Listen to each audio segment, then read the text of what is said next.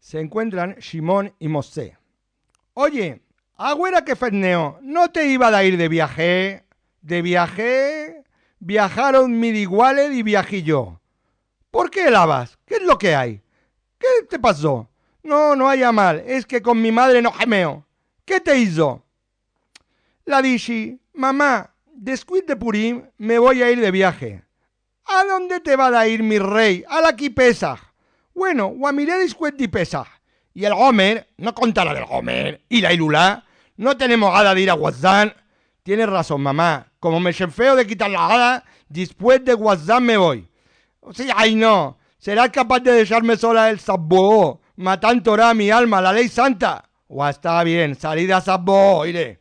Y la señal de la luz de mi dojo de tu padre no subirá a zorear a la meana. Tú eres el mejor y el hombre de la casa. Tu hermana no presta para decir Kaddish. Ajay, ojalá contigo, mamá. Y después que pase la señal puedo irme. ¿Cómo? En las 3 semanas y ven a Mesarim, el Dios te jadea y mojadea a todos. Mira que Tishabeán no es broma. ¡Uajá! Pasará Tishabeán y mire, alguno viaja con esos calores. Tienes razón, esperaré que pase el tiempo del calor. Mira, Ferasmal, cuando pase el tiempo del calor, ya estará Alain, Rosanay, Kippur y Sukkot y Simchat Torah.